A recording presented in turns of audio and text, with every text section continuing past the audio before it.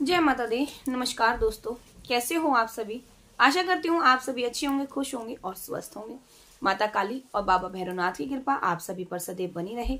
माँ आप सभी के अन्न धन के भंडारे भरती रहे। आज मैं आपको बताऊंगी कि पूजा पाठ करते समय हमें गंदे विचार क्यों आते हैं और हमें अधिकतर गंदे सपने क्यों आते हैं। कई बार हमको गंदे सपने आते हैं, हमारे शरीर में दर्द होता है, हमको गुस्सा आता है बहुत तेजी से पूजा का। और ये अधिकतर जब होता है जब हम पूजा पाठ शुरू कर देते हैं, कोई साधना शुरू कर दें या कोई मंत्र जाप शुरू कर दें, तब हमारे साथ में अधिकतर ऐसा होता है कि हमें छोटी छोटी बातों पर गुस्सा आने लगता है, हमारा मन बेचैन होने लगता है, हमारा एक जगह पर स्थिर नहीं रह पाते हैं। हम कभी कहीं पूजा हम घर में कर रहे हैं लेकिन मन हमारा कहीं डोल रहा है। और पूजा के समय बैठते ही एकदम से घर के अंदर लड़ाई दंगा क्लेश फैल जाना, घर के अंदर इधर उथल पुथल मच जाना, तोड़ फोड़ मच जाना, खाने जब जिस समय हम खाना खाने बैठे हैं उस समय लड़ाइयां हो जाना। तो ये इसका क्या कारण होता है उसके बारे में यहाँ पर मैं आपको समझाऊंगी। तो वीडियो को अंत तक पूरा देखें, इसके बिल्कुल भी ना करें ताकि कोई भी महत्वपूर्ण पॉइंट आपसे छूट ना पाए, क्योंकि अधिकतर लोगों के साथ में ये सारी समस्याएं होती ही होती हैं। तो शुरू करते हैं आज का वीडियो। उससे पहले अगर अभी तक आपने चैनल को सब्सक्राइब नहीं किया है तो जल्दी से जाकर के चैनल को सब्सक्राइब कर लीजिए, साथ ही बेल आइकन वाले बटन को दबा दीजिए ताकि आपको मेरे द्वारा दी गई हर जानकारी का नोटिफिकेशन पहुंच सके। तो शुरू करते हैं आज का वीडियो।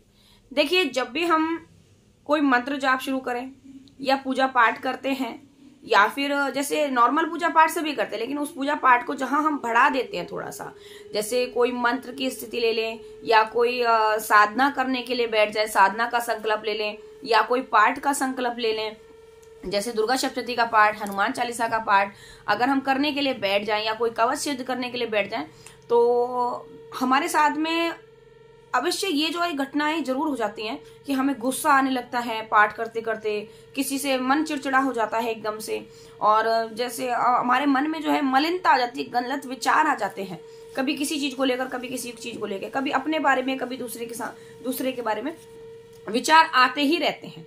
तो उसका क्या कारण होता है? देखिए, उसका कारण होता है हमारे घर की नेगेटिविटी।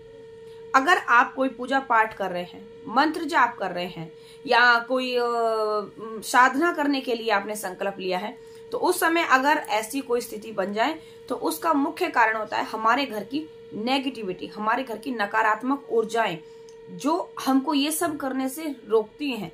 हमारे घर से अजीब अजीब आवाजें आने लगती हैं। क्यों? क्योंकि जब हम पूजा पाठ करते हैं तो उस पाठ से, उस पूजा से वो जो नेगेटिविटी हमारे घर में रह रही है, जो नकारात्मक ऊर्जा हमारे घर में रह रही है, उसको परेशानी होने लगती है, दिक्कत होने लगती है।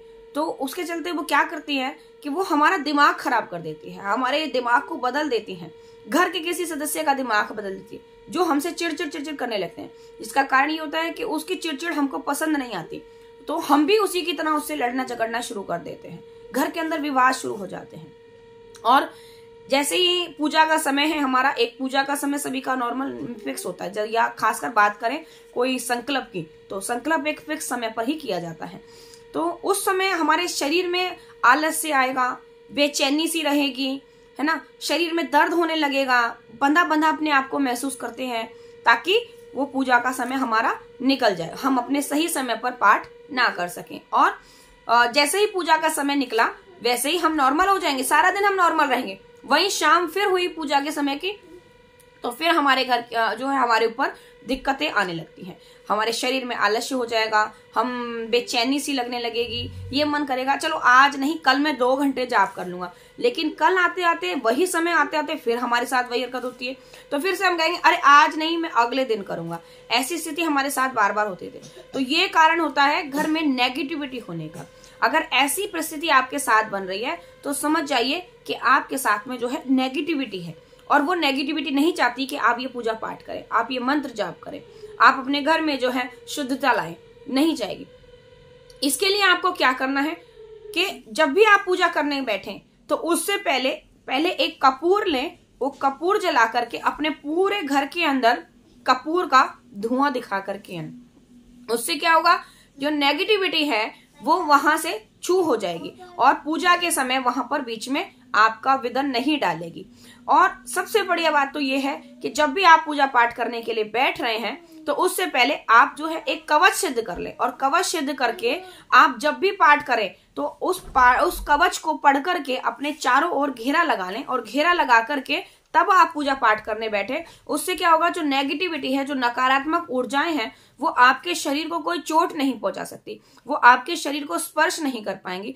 तो आपका जो पूरा ध्यान है वो आपकी पूजा में रहेगा, आपका मन भटकेगा नहीं, पूरी तरीके से आप अपने पूजा में जो है ध्यान कर पाएंगे। और सबसे ज्यादा आप ब्रह्म मुहूर्त में उठ करके जाप करना शुरू कर दें। अगर नेगेटिविटी आपके घर में है तो उससे आपको नेगेटिविटी से राहत मिलेगी, मार्ग आगे खुलेंगे, और आपको किसी के पास जाने की जरूरत नहीं। आप खुद से ब्रह्म मुहूर्त में उठकर 5 मिनट जाप करें डेली, उससे आपके शरीर का आलस, बंधन, ये सारे खुलते हुए आपको दिखेंगे। कंटिन्यू इसको आप 1.25 महीने अगर करके देख लें, आपको असर दिखाई देना शुरू हो जाएगा। तो आज के वीडियो में इतना ही, मिलते हैं आपसे नेक्स्ट वीडियो में और अधिक जानकारी के साथ। तब तक के लिए सभी को जय मां काली, हर हर महादेव।